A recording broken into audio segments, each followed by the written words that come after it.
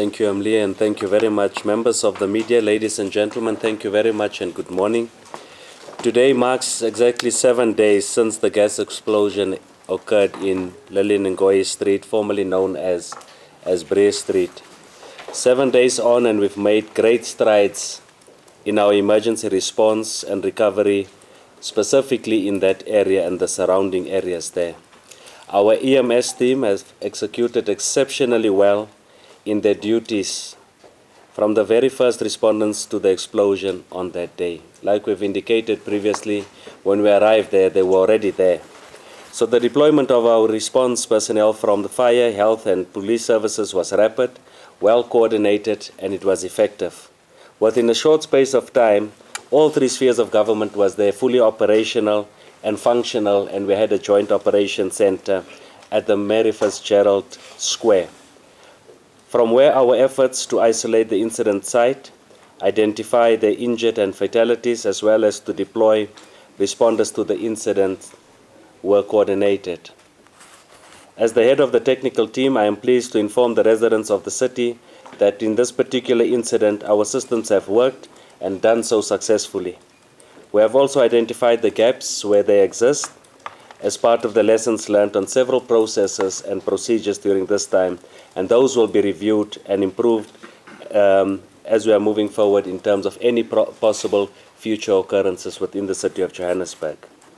I would wish to commend each and every single member of our EMS team, JMPD, SAPS, our engineers, technical officials, our experts that have been party to our response effort for their dedication, commitment, specifically over the past 7 days. As we've indicated before, some of them didn't sleep for a number of hours during this time, all to ensure that we restore the services to the people. In terms of our disaster management response, as a city, we have now commenced the process of compiling a report to the Provincial Management Center, the PDMC, through the Disaster Management Center, in order for us to commence with the necessary legislated processes to declare the explosion a local state of disaster. The declaration of the disaster is critical in order for us to allow us also to assess the impact of the explosion on our infrastructure and the cost for the rehabilitation and or the reconstruction work that must take place in that area. To classify the disaster accordingly in line with the Act and to declare the disaster accordingly once the outlined processes have been concluded. So it's quite critical for us from an IGR process and regulations and legislation for us to comply first with those processes. We have now mandated the Disaster Management Center to commence with the processes and to finalize a report to the submission of the PDMC within the next 7 days. Part of our recovery, we are now pleased to announce that yesterday afternoon, City Power has successfully restored power to the area. You would have seen even the robots and everything is working in that area. These include Bank City, Pritchard West, west of Loveday, Jeppe West, Diagonal, Sauer, Harrison, President, Simmons Street, and all the surrounding areas west of Bray Street, including Wanderers Taxi Rank. There has also been a restoration of feeder cables under the collapsed road surface on Lillian and Ngoyi, and the entire street is currently energized. So we can successfully say to you, our systems in terms of City Power is running there, and we've managed to restore that whole area. Yesterday evening, Johannesburg Water has also concluded repair work to 2 of the broken sewer connections.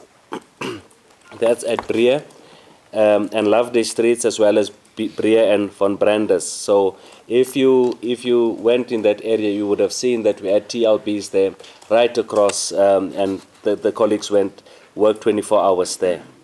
This has enabled the reconnection of the sewer lines there and the sewer services to the area, and as of today, we can indicate that that has also been restored.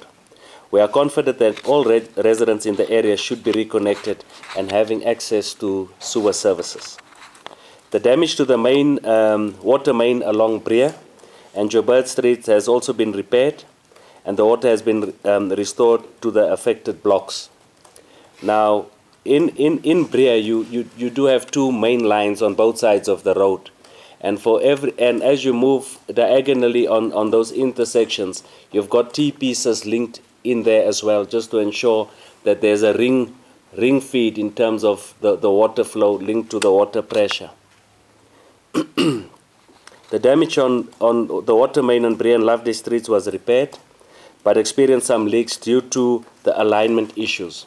Now, what happened there in that area, as I've indicated, there's also T pieces diagonally to the main lines. So at the time when the damage occurred, it also then damaged part of those T pieces, and it made it difficult for the team yesterday to align back to the opposite side of the road. And the team had to come up with innovative ways of really trying to make the connection, and it is usually referred to as a horseshoe connection, like moving around a particular area in order to align the pipes. So that is the work that is carrying on site, and part of that work will be completed by this afternoon. As a city, it has been paramount importance for us to restore the services to our residents in the area as a matter of urgency, and that is the reason why the level of commitment and effort of our officials you would have seen to ensure that we restore this, the services to the people. And we can indicate to you they've done extremely well, and they've achieved those particular milestones and targets that we have set. We wish to thank the residents of the area for their patience and their consideration, and we will continue to monitor the area for any disruptions that may occur as a result of the work that is still being undertaken in that area. As you are aware, investigations are still inconclusive on the cause of the explosion, what may have ignited the gas or the source of the gas in the underground tunnels. We continue to receive regular updates from the experts on site and are concurrently pushing to restore services and to prepare for the rehabilitation and reconstruction work of the road and the underground tunnels. We are now beginning our planning for the rehabilitation and the reconstruction and that repair work in that area, specifically of the road surface as well as the underground tunnels in Lillian and Goy Street, as we've indicated, formerly known as Bray Street. We have now established a team of engineers from various entities in the city to begin the planning and the scoping of that work that will be undertaken. We can report to you that those particular sessions have started, and today there will be a discussion specifically with this team to indicate to us, to give us an indication in terms of their assessment and the particular scope of work that needs to be done there. It is evident to us that rehabilitating the road surface and the underground tunnels, we will have to implement new standards of how we manage the layout of the underground services. This will be an opportune time for us now to look at lessons learned, benchmarking, as we are moving forward. This is not ideal as we prepare to restore Bray Street. Our work will now seek to set the standard of what should be the most suited, safe and appropriate layout of the services as a city. We have also now assigned our group Chief Financial Officer, Mr. Tebogo Moraka, to oversee a team of persons from the various teams to manage and oversee any procurement that must be undertaken to facilitate the work in response to the disaster. So he will be chairing a specific committee to ensure a level of compliance with relevant legislation, regulations and prescripts. The mandate really is to ensure that we comply with all legislated procurement rules and for us to be audit ready as and when we will be audited during this process.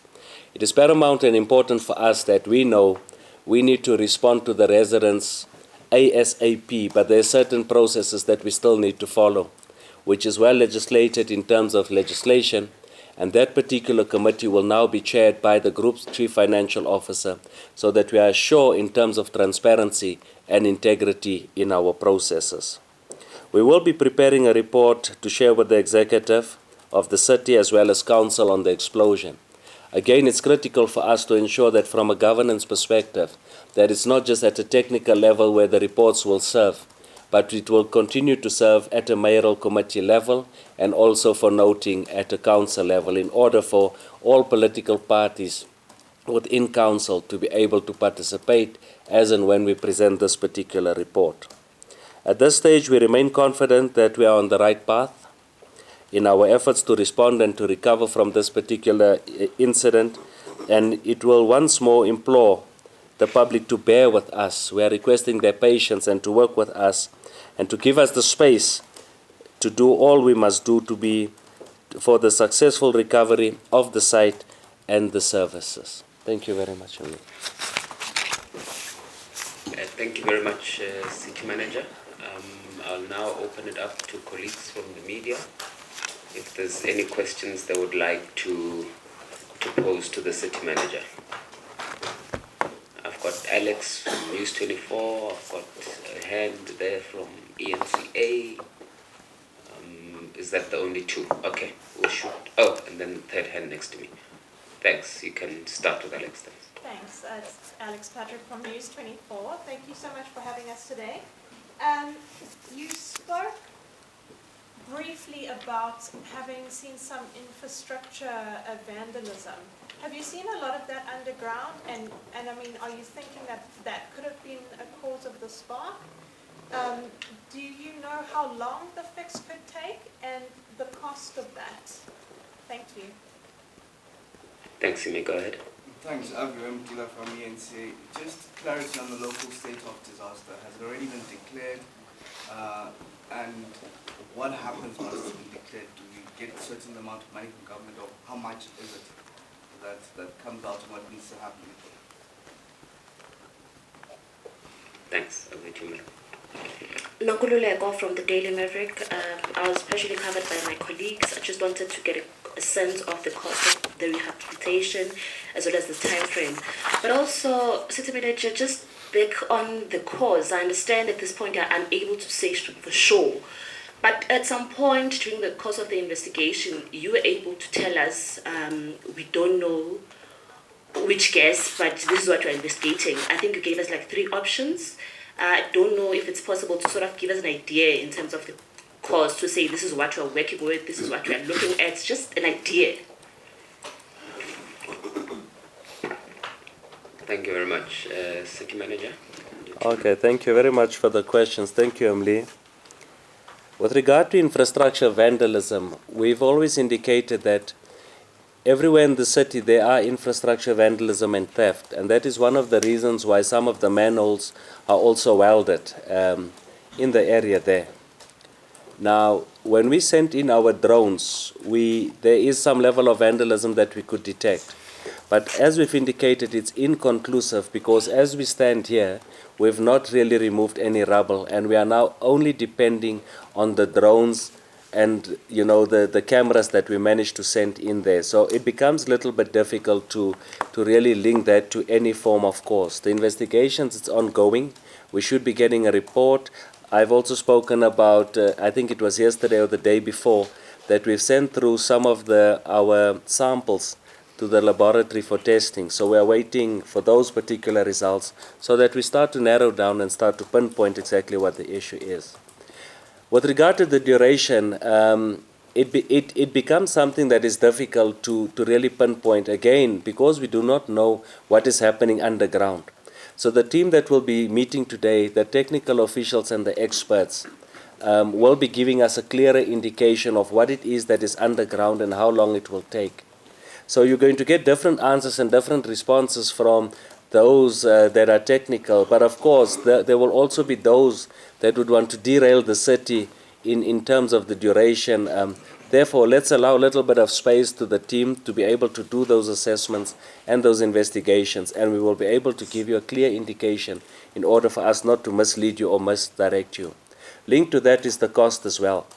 If we do not know what is happening underground at this stage, it will also become quite difficult for us to then clearly indicate to you what it is that the cost is for this to repair or to reconstruct there. The state of local disaster, the process has started, so it will take some period. It's in line with, I think, it's Section 49 of the Act. So our colleagues in EMS will be running that. Once we submit these particular submissions, it is where we're now starting to open up our processes of IGR with the province and most probably with national government. This is really an indication to them what money it is and resources that we've set aside.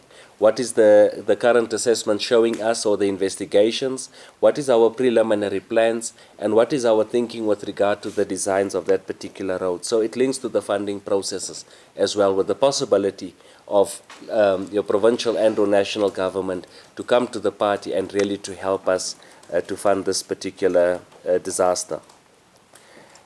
In terms of the cause, the question from the Daily Maverick, the cause, we are clear it's a gas explosion, and we're going to repeat that, it's a gas explosion. What the source of that is, it's also difficult because, one, we are waiting for some results from the laboratories. Two, there's ongoing investigations. So there's different forensic investigators that have moved into the site, including those from Igoli Gas. Even from our site, we are also sending in.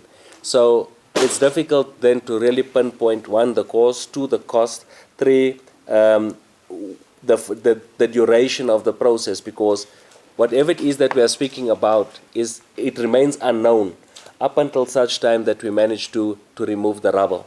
And we've indicated previously it's going to be difficult for us to just send in heavy equipment because there's also then a possibility of collapse. But you would have realized yesterday we sent in TLBs, 2 TLBs into the area. But that was only because we could declare that those particular areas safe by JRA and our experts. And therefore we took that chance to then ensure that it happens, because we worked on clear sign of reports in terms of the expert advice and opinions from those experts as well. Thank you, CM. I'll allow for another round if there's any other colleagues who want to raise a question. Looks like the same hands are coming back. Alex, Aviwe. Oh, there's one hand at the back. Any other hand, which would be the last? Okay, I think it's those three. Or maybe let me start with the gentleman here at the back, and then I'll go to Aviwe and end up with Alex. Thanks. All right, Innocent from Channels Television News. You speak about this state of disaster process. You're saying that it has begun. Are you able to possibly give us a time frame in terms of the legislative process? How long will it take? Thanks, Abiwa. Just check, how safe are we after this explosion? Do we know, how do we curb from such incidents? Do we know what's happening underground and, to avoid such occurrences? Thanks, Alex. Just to add on to what my colleagues have said, can we now say that the area has been declared a local disaster? You mentioned that there was an old pipeline that was found at the last meeting. Have you managed to trace that back and find out where that comes from and if it still had gas in it?